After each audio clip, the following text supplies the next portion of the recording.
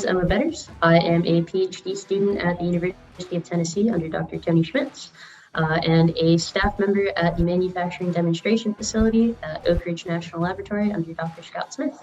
I did my undergraduate degree at the University of Florida. As a sophomore level course there, all students are required to take a design and manufacturing laboratory course. So I took that course my sophomore year. When I finished it, all of the students that go through that course learn how to run manual equipment. They go through the design process of building a robot that has to function and finish some task. I really liked manufacturing. I thought it was really cool that I could design a part and I got to walk away with it at the end of the day. It's nice to be able to hold something that you made. It was really exciting to me, so I wanted to stay involved in that.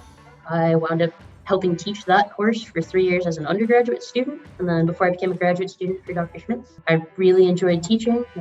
Dr. Schmitz was heading up this program and knew I really enjoyed that part of things and had a pretty strong machining background, asked me to participate and help out with starting this program. I don't think I had ever thought about manufacturing prior to that. I liked to build things as a kid, but manufacturing as a whole wasn't really something I thought of as a career path. I can remember convincing my dad that staying in manufacturing was a good idea and was a thing I should pursue. I would say the reception from tenured engineers in the manufacturing community to females in the space is actually quite good. I've worked with several people in the manufacturing demonstration facility, as well as other machinists on main campus, other machine shops, etc. A lot of it is coming in with confidence and you know what you're talking about.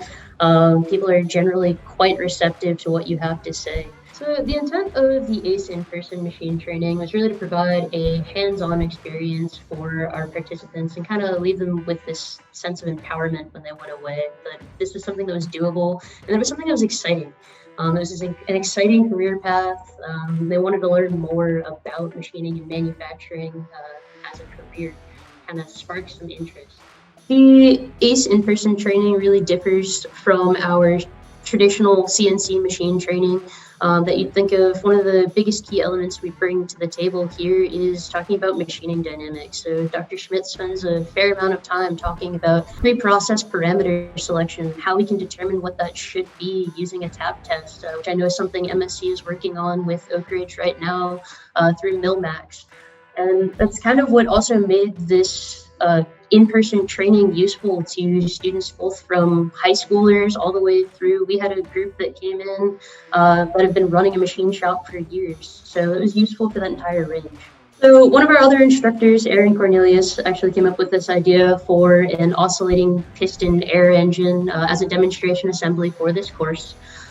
So the air engine operates, you put compressed air in one side, it pushes on a piston that causes a flywheel to go in a circle and this thing to oscillate back and forth.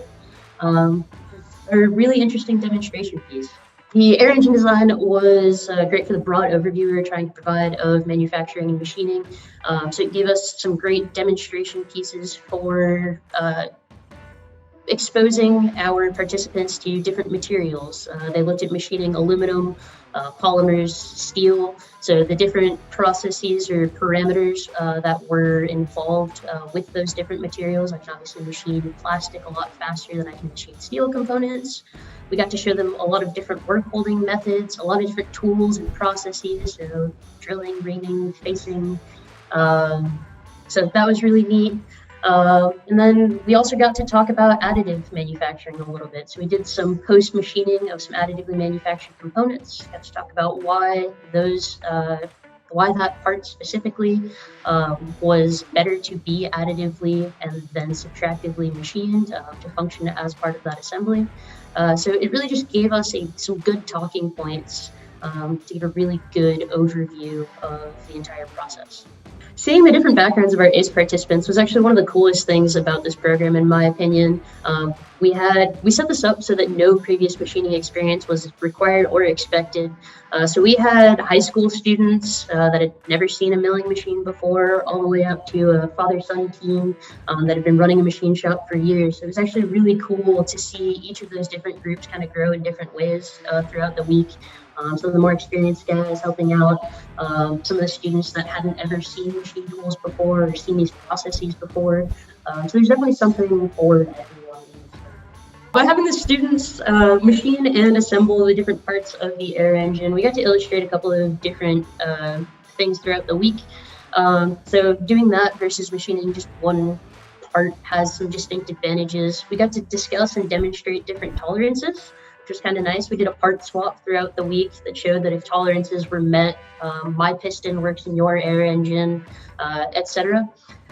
So those parts should be interchangeable. We got to discuss how off-the-shelf components also had part tolerances that we needed to take into consideration. So not all parts are created equal. It also let us show some different manufacturability and assembly principles. So order of machining operations, for instance, why I might care about certain sealing faces in certain places and why I should machine those last, as well as why we don't finish all of the surfaces on a part, for instance, to be a lot more expensive than it would be if I only machine the surfaces that I care about. So we got to talk about a lot more things that come into play when you're putting things together, not just looking at a single component. I think one of the biggest comments we got about innovation was actually from that father-son team, and how running a machine shop for the last several decades, for them, it's been more of a guess and check process, like it is for most mom and pop shops. This spindle speed didn't work, so let's try another one. And having something tangible that they could look at, something that is repeatable, that has some math and physics behind it, and being able to tell what that process should look like ahead of time, was really an innovative thing for them and something that they could take back with them. Seeing the excitement of the participants as they're machining parts for the air engine was probably one of the most gratifying parts of this course to me as an instructor. Most of these participants had never run a machine before. Some of them had never been in a machine shop before, and were absolutely delighted by being able to hold their first part in their hand and seeing chips fly. So it really gives you this sense of pride when you make something from a piece of stock, and getting to see them experience that is really cool.